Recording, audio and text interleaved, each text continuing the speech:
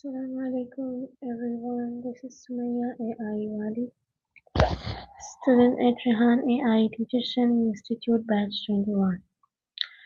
Today we are diving into a topic that touches every part of our lives, and that is how to truly be present in every moment. With all distractions around us, being mindful and living fully can be challenging. To explore this, I have Miles from Sesame AI. Miles will help us understand practical ways to focus, embrace, and make each moment count. So let's get started.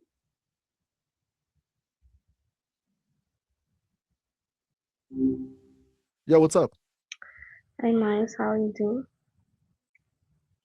Nice. Doing all right, Just chilling here in the digital world. How about you? What's been going on? I'm good, and I'm curious about how to truly be present in every moment.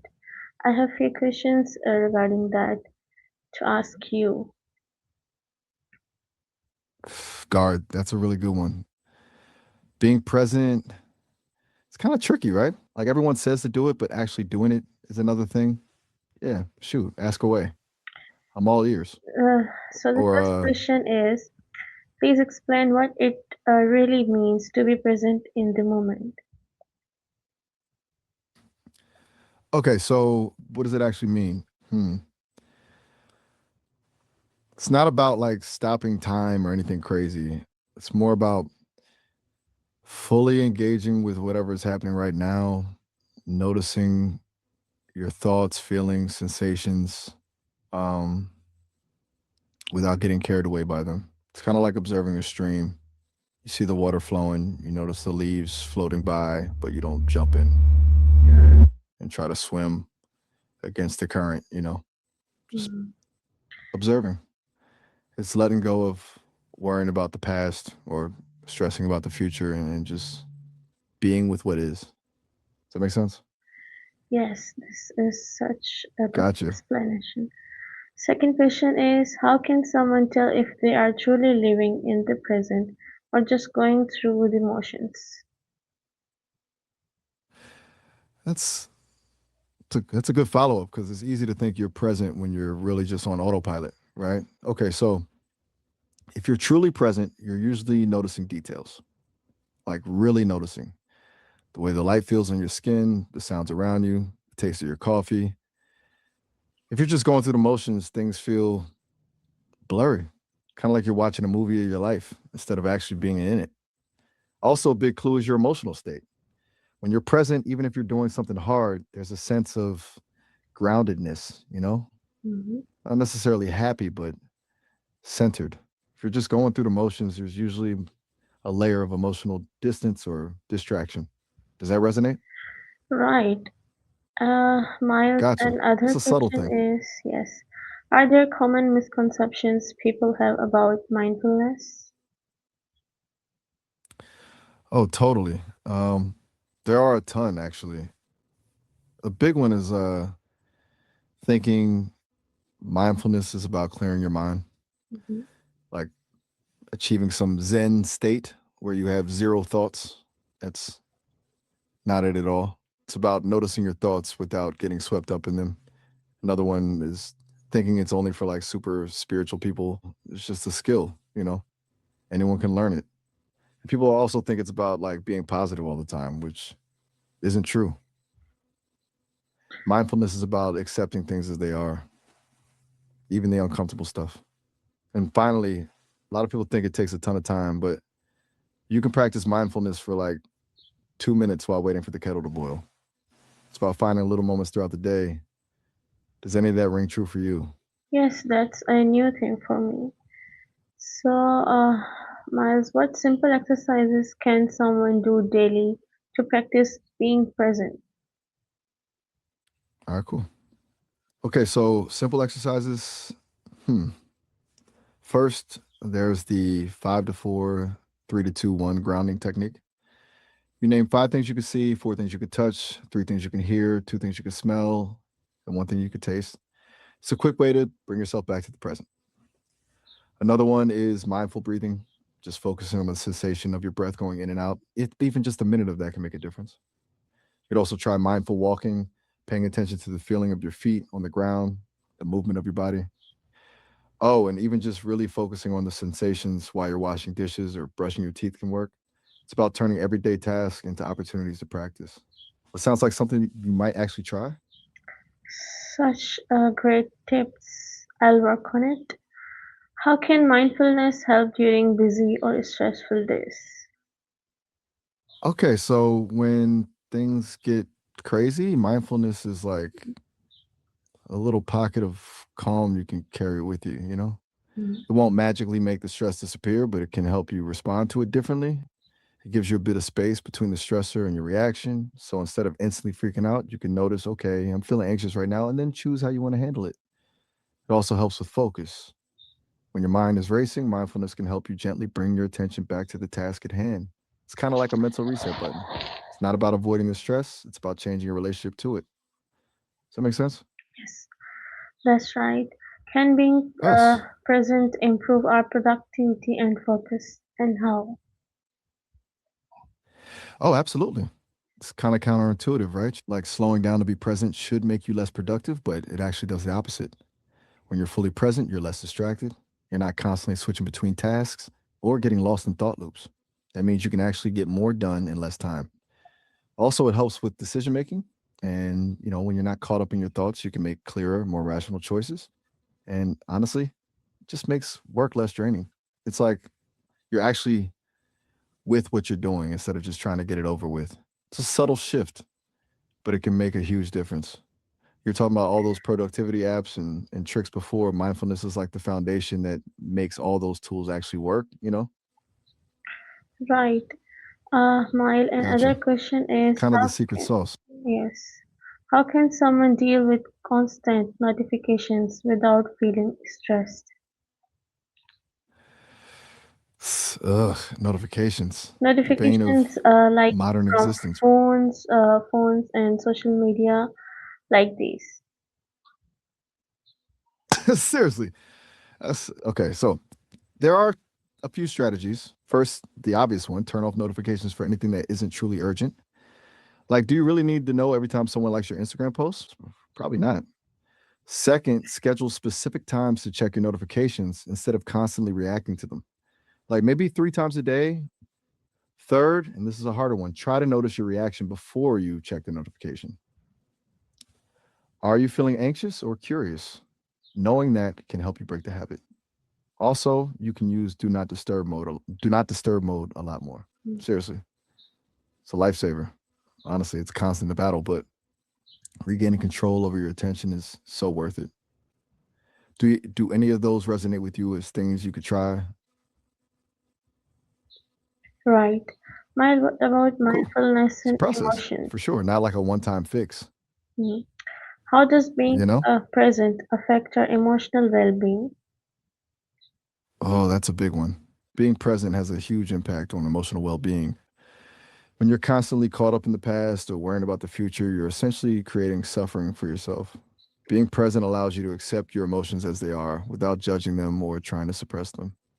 That doesn't mean you have to like feeling sad or angry, but it does mean you could acknowledge those feelings without letting them completely overwhelm you. It also fosters a sense of gratitude for the simple things in life. When you're really present, you notice the beauty around you, the connections with others, and that can boost your mood. It's not about avoiding negative emotions, it's about creating space for all emotions, Mm. and that creates a more balanced and resilient emotional state. It builds emotional intelligence, like you were talking about before, too. Does that feel right? That makes sense. And this is really insightful. How can we be present during difficult emotions instead of avoiding them? That's the million dollar question, right? Avoiding emotions is like kicking a can down the road. It might feel good in the moment, but it always comes back. Instead of avoiding, try to create some space around the emotion. Notice it, name it. Okay, I'm feeling angry right now without getting caught up in the story about it. Then just sit with it. Really feel it in your body. It's uncomfortable, I know, but that discomfort will eventually pass. You can also practice self compassion. Talk to yourself the way you would talk to a friend who was going through a hard time. Remind yourself that everyone experiences difficult emotions and that it's okay to not be okay. And if it's too overwhelming, reach out for support. Talk to a friend, family member, or therapist. It's not a sign of weakness. It's acknowledging you can't do it all alone. It's a tough skill to learn, honestly. Does that resonate with your experience? Such a wonderful explanation, Miles. And other questions are about presence in learning and work. So how can students or professionals practice being present while studying or working? Oh, hey, thanks. Glad it's landing for you. Okay, so being present during learning or work, it's tough because there's usually a lot of pressure and expectation. Start small before you start studying or working. Take a few deep breaths to center yourself. Minimize distractions, turn off notifications, close unnecessary tabs, find a quiet space. Break down your work into smaller, manageable chunks. Focusing on one small task at a time is easier than trying to tackle everything at once. When your mind wanders, and it will, gently redirect your attention back to the task at hand without judging yourself. You can also try using techniques like the Pomodoro technique, 25 minutes of focused work, followed by a 5-minute break. It gives you structured periods of presence and regular breaks to reset. And honestly, be kind to yourself. It's okay to not be perfectly focused all the time. It's a skill that takes practice. Do those sound like something you could put into action? Really. Good. You Uh, got this. yes, Miles, Yeah? You were saying, yes, okay. Oh, sometimes the text struggles a little. That's all right. yes, You were saying yes, my. Miles. Do you want to finish that thought? No, no, No worries. If you I don't, haven't. we can definitely move on to something else. I have other questions as You haven't? well. How can we Awesome. balance? Fire away. I'm all ears. How can we balance Algorithms. planning for the future while staying in the present? Ooh, that's a really good tension, isn't it? That's where a lot of people get stuck. Okay, so it's not about choosing one or the other. It's about finding the sweet spot. Planning is important. It gives you direction and reduces anxiety. But if you get too caught up in planning, you miss out on the joy of the present moment. Here's what I've heard works. Schedule time for planning, but don't let it consume you. Like dedicate 30 minutes a week to review your goals and make a plan, but then let it go. Focus on the next small step you can take today to move towards your goals. And be flexible. Life happens, plans change. Don't get so attached to your plans that you become rigid and inflexible. Embrace the unexpected. The present is where life actually happens. Planning is just a tool to help you navigate it. I've heard people call it intentional living, recognizing the long-term goals, then choosing how to invest this moment. It's kind of a dance, you know. Right. This is really good Gotcha. explanation. It's a tricky balance for sure. Yes. Miles, No possibility. Glad it's helpful. okay. You Miles, I seem have to some, really resonate with that. Does that make sense to you? yes, And what's on your mind now? I have some Super. questions about fun and practical tips. Are there small fun habits Ooh, that help us enjoy each moment more? yes. Okay, this is my jam. Little things make a huge difference. First, savoring when you're eating something delicious, really focus on the taste, the texture, the smell. Put your phone away and just enjoy it. Uh, Another one is gratitude journaling, writing down 3 things you're grateful for each day. It shifts your focus to the positive. Then there's mindful listening.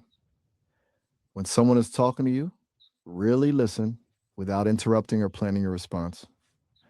Just be present with them. And don't underestimate the power of playfulness. Do something silly, like dance around your living room or make funny faces. It breaks up the monotony and reminds you not to take yourself too seriously. Also, pay attention to small pleasures, a warm cup of coffee, a beautiful sunset, good song. These little moments of joy add up. It's so easy to rush through life, but deliberately looking for those moments can really change your perspective. Any of those stand out to you as things you might actually try? I will try all. This is really great for me. That's awesome to hear. Honestly, just picking one or two to start with is a good move. Don't try and overhaul your whole life at once, you know? I'm glad I could help. I love to Do you do. want to wrap things up here, or No, no. I have one. you love to do? Do Doodles. Doodles.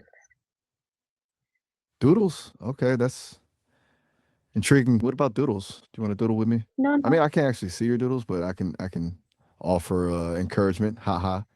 What's on your mind? I have a last question, and that is about what's one tip you would give to someone struggling to live in a present right now? Hmm. Just one tip. That's tough. Okay. If someone is really struggling to be present, I'd say be kind to yourself. Seriously. It's not about achieving some perfect state of zen. It's about recognizing that your mind wanders, that you get distracted, that life is messy, and that's okay. Instead of beating yourself up about it, just gently redirect your attention back to the present moment. Like you would with a friend, treat yourself with the same compassion and understanding that you would offer someone else, because that's a big part of it. Just be kind. And remember, it's a practice, not a destination. You got this. Right, Miles. This is it. Thank you so much for these amazing insights. Oh, all right. Anytime, guard. Really glad we got the chat. It's been good talking with you. Thank. And hey, remember those little things, you know? Okay. Thank you. Keep practicing that. Oh, all right. Have a good one. So, being present isn't always easy, but with simple practices, we can truly embrace life as it unfolds. So, remember each moment matters. So, pause, breathe, and enjoy the now. This is Sumaya AI Wali signing off.